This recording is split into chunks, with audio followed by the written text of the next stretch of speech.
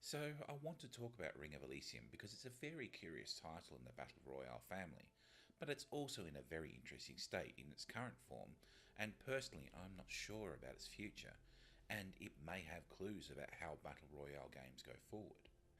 This isn't a casual discussion, as technically Ring of Elysium is still in early alpha, despite the title currently running Season 3 of play. But considering a lot of other titles also do this, that doesn't make that much of a difference. But Ring of Elysium still does take up a substantial portion of my gaming time and has been well over the last 6 months since its release, so it's a good time to look at it, albeit a bit differently. Because I worry about its current state. But first, a quick history. Ring of Elysium was originally called Europa and was first announced in March 2018, around the time the closed beta was going live to test the game. This was mainly for the Thai and Indonesian market, but players could access through the Garena client. This was very much a PUBG clone with 100 players jumping out of a plane, unarmed, and finding weapons while the ring closes around a centre point until there's one man standing. Whoa, whoa, whoa, back up. The destruction, look at that, what is all this? Hang on, this isn't in the game at all.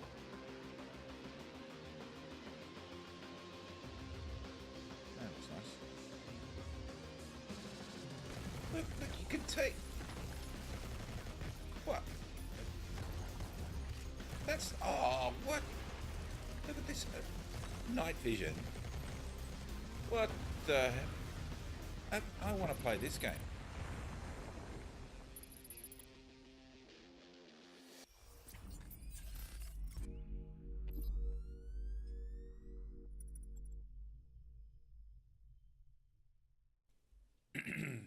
Well, moving on. Various patches and additions were added to the beta until July, when the game literally shut down on July 10th to finalise development. That was pretty bold. Normally, a game shutting down for a period of time could be the death knell for a title, as it takes it out of the conversation. But things changed for Ring of Elysium substantially. Ring of Elysium was re-announced for Steam and free to play for release in September with an entirely different map from the generic one to a snowy Mount Dione. Mechanic overhauls like players no longer dropping into the map but would select where they would spawn, and the player count dropped to 60. There were 3 loadouts that included different ways to travel, such as snowboards, grappling hooks, or hang gliders. Rather than the Ring of Death, various zones snap froze, so you had to get to safe areas in the time, and there was a rescue helicopter that could only take 4 people to safety if you could get on the helicopter without getting killed. This was new and fresh, and Ring of Elysium was met with very positive feedback for this idea. But there was controversy, particularly with the false positives for malware and a privacy policy which forced Tencent on the defensive, and, of course, cheating. There have been plenty of additional content added from the initial release, but I will talk about this later as part of the issue. Also, just to point out, Aurora Studios have always been making Ring of Elysium. There was some initial confusion about Aurora coming in because Tencent branding was so prominent, which changed to Aurora Studios being prominent in Season 2. This isn't a new studio or anything, it's just Tencent themselves aren't into development, they just buy studios and leave them alone. Oh, there is a story for Ring of Elysium. I don't know if they're still sticking to this story in early access, but apparently you were kidnapped by a shadowy organisation and inserted into a VR system as part of the Elysium project, where you fight for survival against other kidnapped players. But if you die, they euthanize you anyway. This may explain why there is a dinosaur swimming around in Europa, but there's also a heap of lore in Mount Dione pointing to serial killers and Ymir. I'm just hoping they abandon the idea and it's just plain old bloodsport. Hey, works for every other battle royale. So, what makes Ring of Elysium different from other battle royale games? And it is my go-to game for a bit of BR fun. Well, first of all, it's free to play. It may be beside the point, but I bought a couple of... That may be beside the point, but I bought a copy of PUBG. I uninstalled and don't play PUBG anymore, but I play Ring of Elysium due to its feeling so different. The setups for Ring of Elysium feel cleaner. You pick up a weapon, no problem. If you pick up attachments, they go straight onto the weapon, so you can use them straight away, which is excellent if you're in a firefight. You do need a bit of time to customise your gear to your liking, but that's the same with any BR when you have a bit of a break. A smaller match population and the ability to select where you want gives you more control on how you want to play.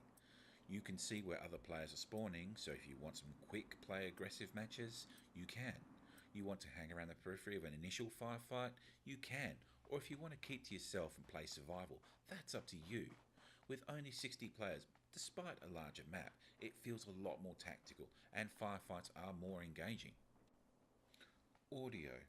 While footsteps are loud, you can discern where your enemy is from wood, tile, snow, grass. You can determine how your foe is stalking you and almost their location.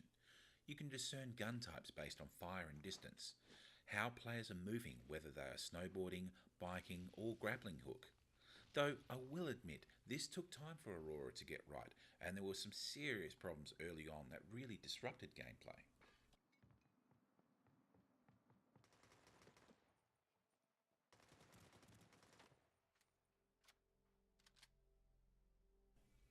Speaking of which, gunplay is one of the core elements, and it feels good and impactful. You know when you have hit and how hard you've hit. Attachments and scopes have good effect, and the guns are continually adjusted for balance. Time to kill can be temperamental,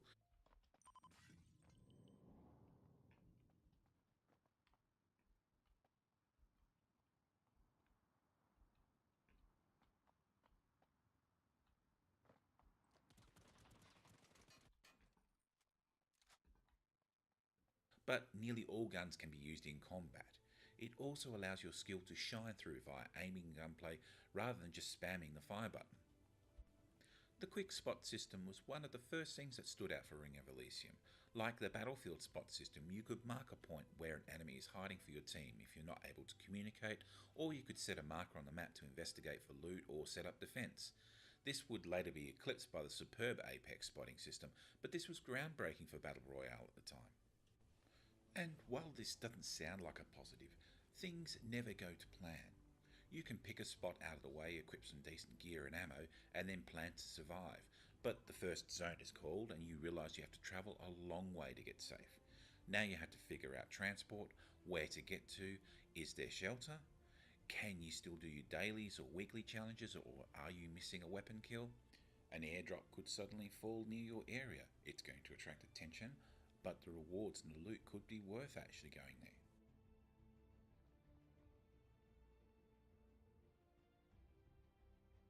Does your road or travel route take you near towns that may have other players waiting for you?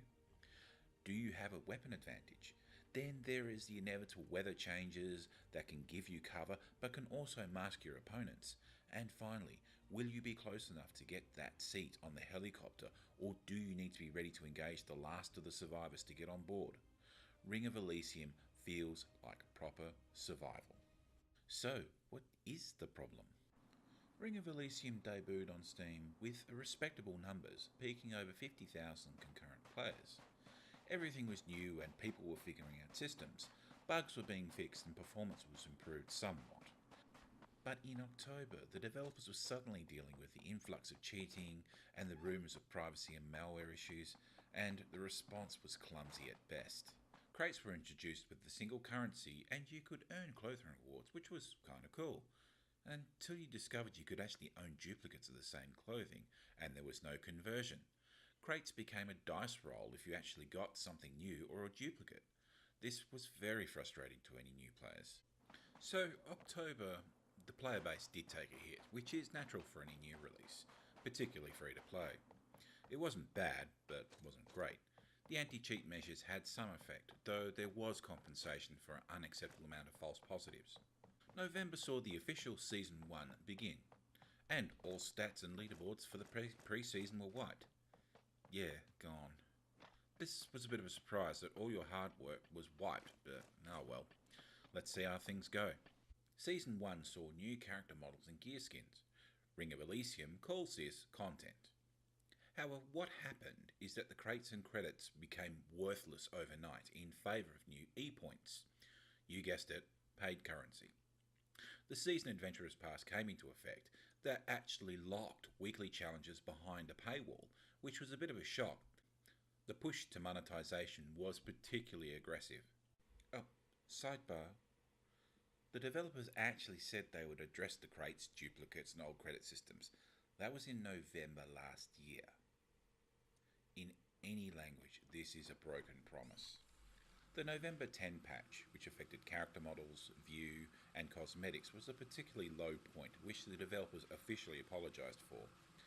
But from there they moved forward, fixed issues, created new region servers, actually created guns, which is actual content, which seemed to stem the loss of players. December was particularly good, with the Christmas theme fun and a new teased event, Dusk Till Dawn, which was a team-based survival mode with hunger, thirst and cold requirements, very much like the Division survival mode. Oh, wait. It was a time-gated to select hours during the day you had to be available for. Why? Life has always been that way. January saw the end of Season 1 and a new map, Europa, an island-type map that was a reworked model of the initial beta map. At this point, customizations went into overdrive with weapon skins, vehicle skins, new character models.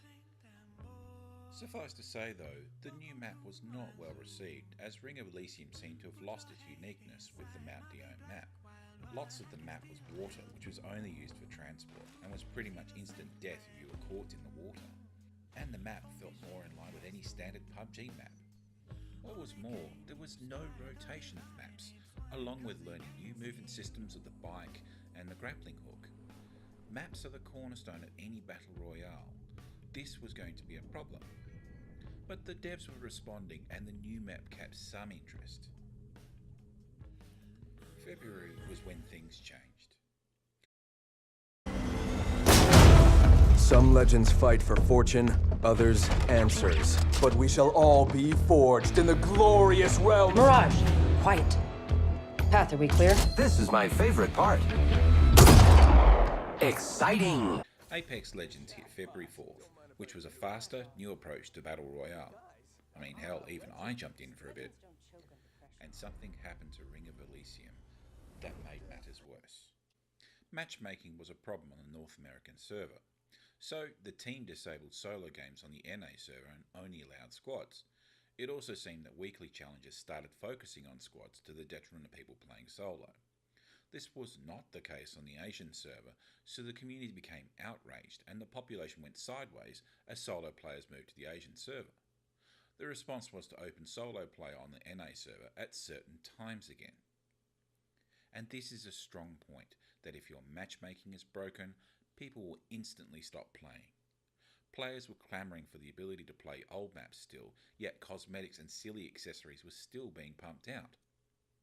So let's address solo versus teams. Ring of Elysium teams are okay because of the spotting system and local chat, but there are too many Battle Royale games that cater for teams as well, if not better than Ring of Elysium. Ring of Elysium solo is so much better due to the nature of the game. The complaint that solo induces camping is kind of because of the tactics required, and blindly rushing into buildings or areas are going to get you killed anyway.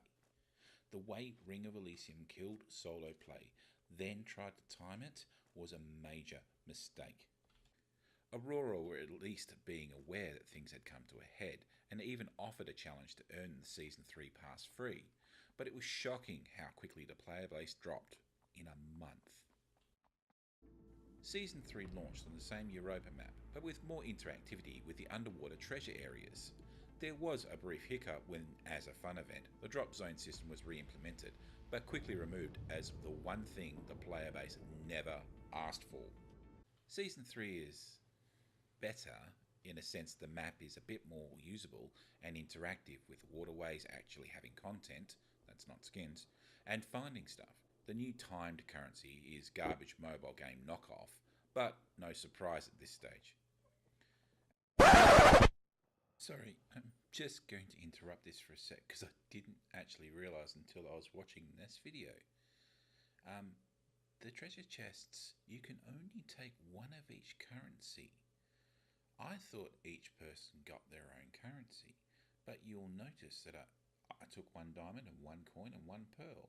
So did the other player. This is disgusting. This was also around the time of the Thailand Invitational, in an attempt to get Ring of Elysium as an esport. I also will say that there were plenty of events and challenges that were keeping Ring of Elysium interesting.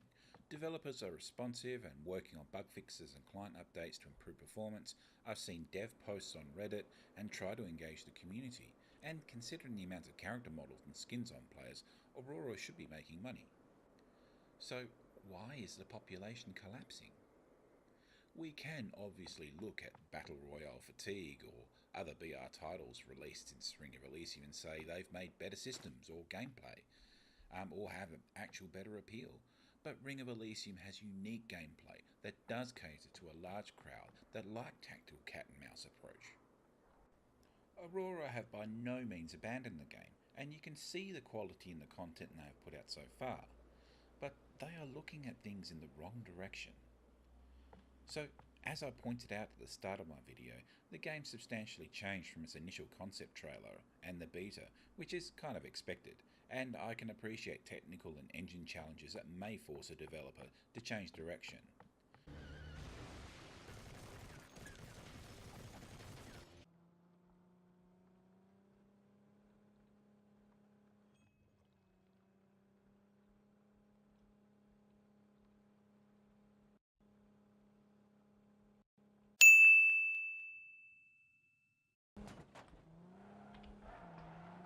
But always adhere to the maxim. Don't make a promise you can't keep. Don't break a promise you've already made. I can overlook destructible terrain and buildings, but things like currency compensation and other issues that were promised to be fixed frustrate and turn off the player base. But something I would make clear here, skins are not content. Character models are not content. You could look at Overwatch and say they have massive customization tied to their loot crates, sure, but their content is new maps and new characters with abilities. And no one is going to appreciate your custom green MP5 skin in the middle of a firefight. They might appreciate it after you're dead and looting your corpse. To this end, maps, gear, and guns are content for Ring of Elysium. Something the developers learned from this quickly, but never change your core components that attracted players to your game initially. The drop system for Ring of Elysium is unique and one of the best ways to start a game.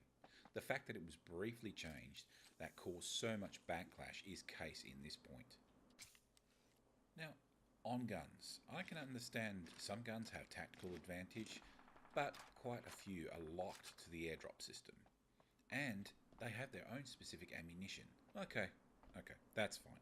But we still need newer guns on the ground to keep the variety going. Continually messing with your own economy will cause players to quit. Wiping out a set of currency and replacing with paid currency where you earn so little through free-to-play leveling up, the grind is insane. There are literally only 3 100 E-point drops for free-to-play players to obtain in a season. Yet many other BR games allow in-game currencies you get from kills and wins to purchase cosmetics. Then you have the continual lottery systems or lucky dip systems that attempt to whittle away your currency. I've played mobile games with better ethics than this.